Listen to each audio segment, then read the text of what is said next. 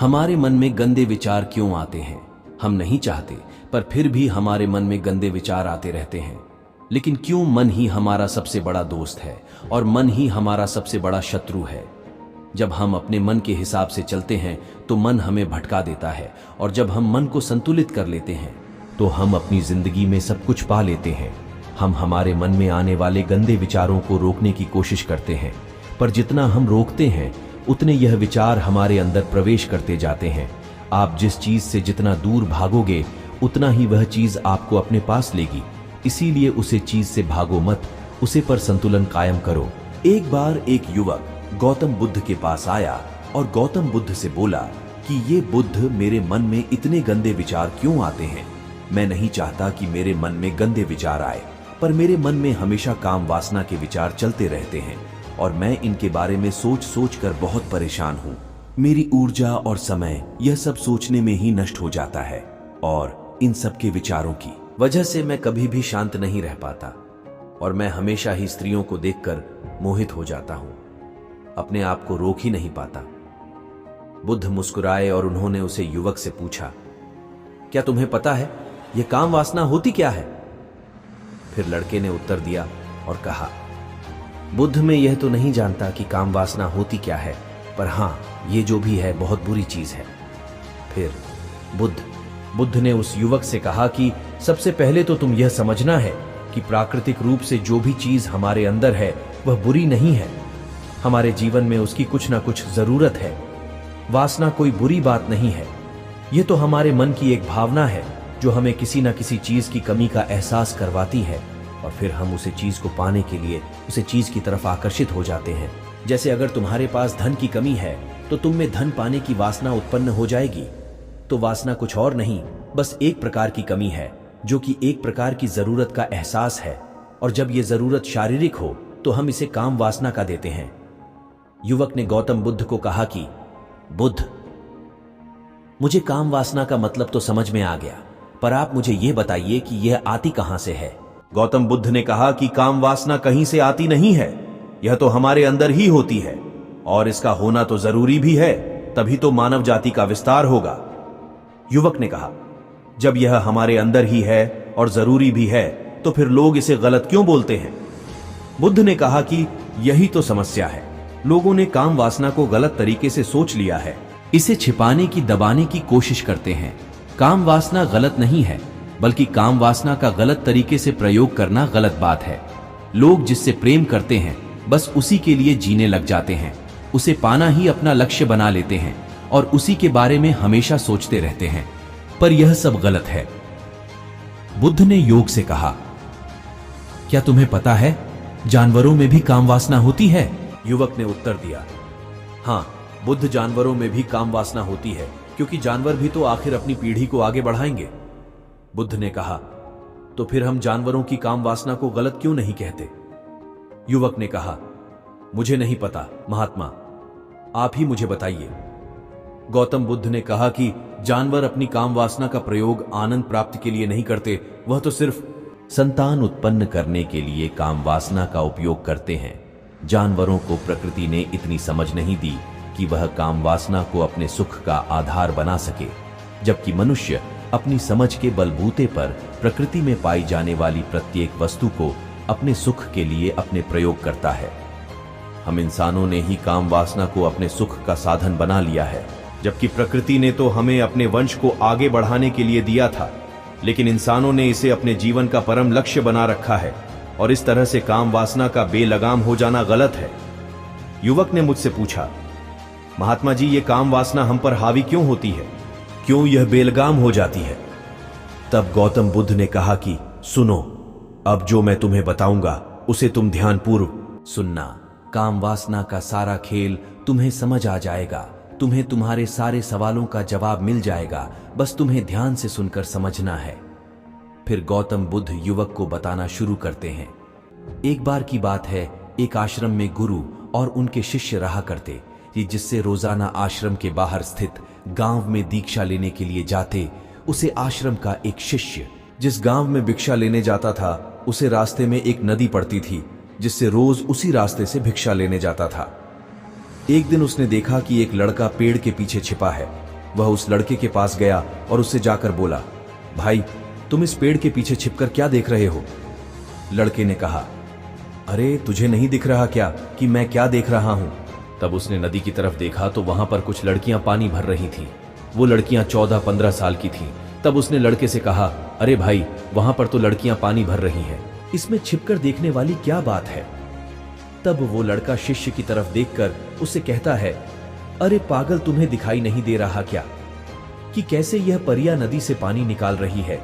जरा उनकी अदाओं को तो देखो, उनके कोमल शरीर को देखो, उनकी पतली कमर मटके को उठाते समय बाल खाती है और उनके बाल उनकी कमर पर कैसे लहरा रहे हैं, मानो सुंदरता बिखरी पड़ी हो।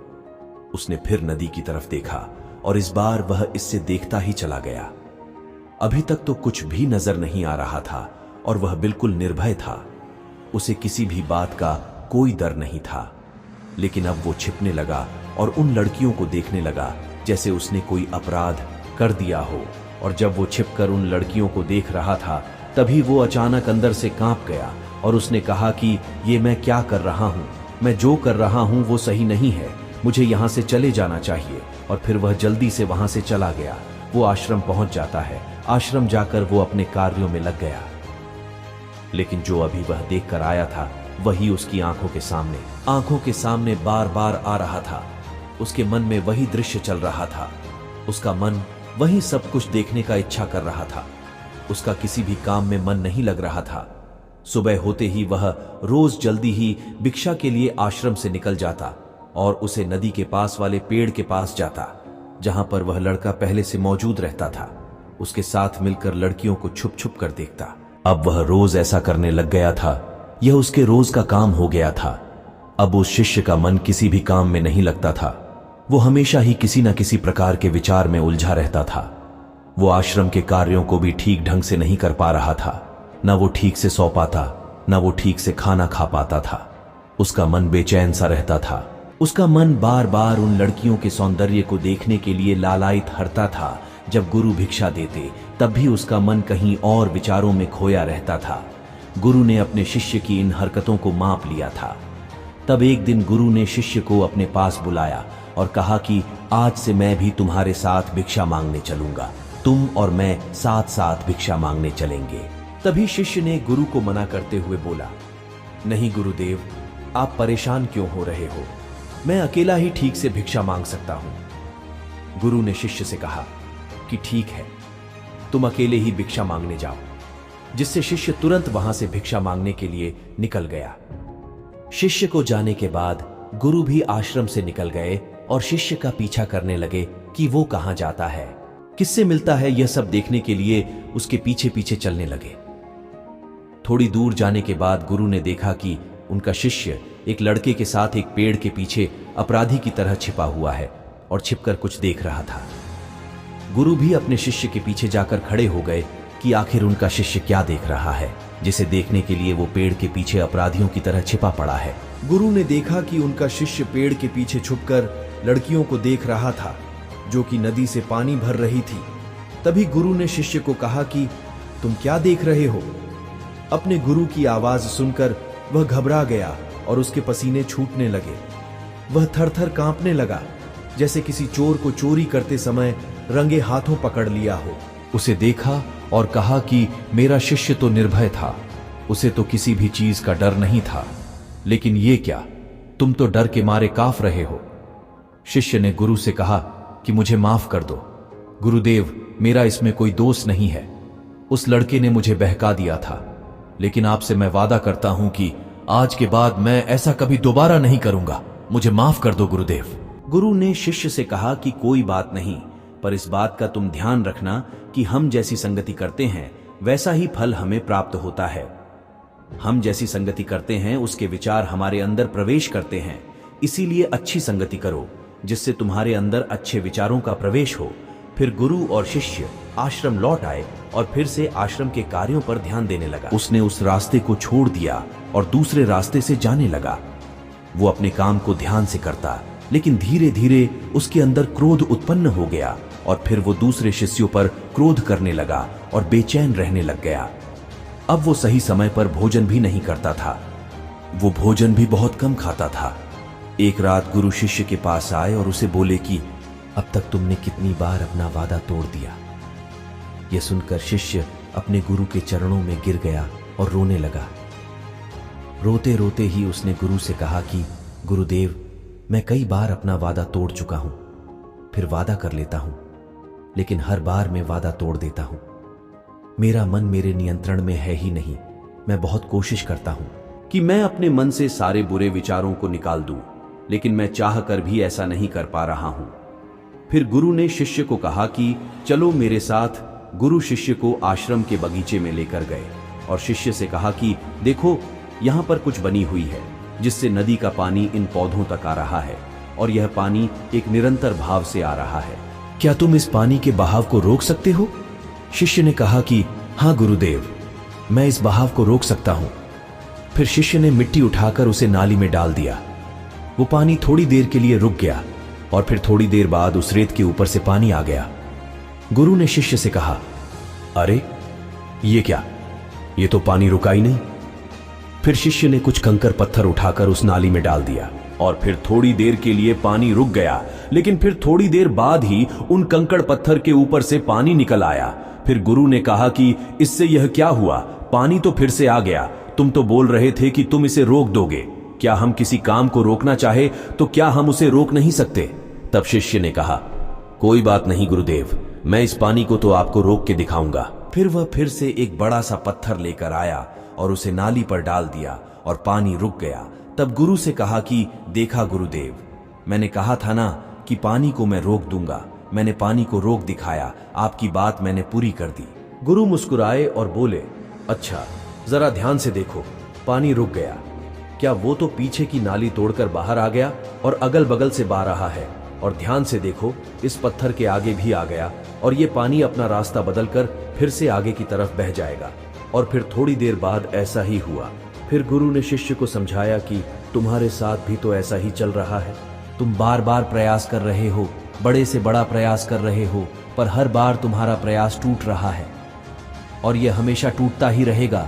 तुम कितना भी बड़ा पत्थर रख लो, लेकिन पानी तो अपना रास्ता बना ही लेगा। ये सब देखकर गुरु से कहा कि हे गुरुदेव, क्या कोई तरीका नहीं है जिससे मैं गंदे विचारों से बाहर निकल सकूं और यह मेरे मन में ये आए ही नहीं।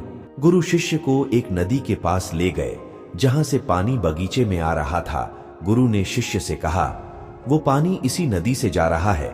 अगर हम यहीं से उसे रास्ते को बंद कर दें जहां से पानी बगीचे में जा रहा है, तब क्या हम पानी को रोक नहीं सकते? जिससे शिष्य ने कहा कि हाँ गुरुदेव, अवश्य ऐसा हो सकता है। मैं इस पानी को यहीं से बंद कर देता हूं। तब आगे की नाली में पानी जाएगा ही नहीं और फिर बगीचे में भी पानी नहीं जाएगा। फिर से इन्हें नदी से जाने वाले रास्ते को बहुत मेहनत करके पत्थर और मिट्टी डाल डालकर बंद कर दिया और गुरु से कहा कि गुरुदेव, मैंने पानी को बंद कर दिया है, अब यह पानी बगीचे में जाएगा ही नहीं। तब गुरु ने शिष्य से कहा, अगर पानी बगीचे में नहीं जाएगा तो पेड़ पौधों को पानी कहां से मिलेगा?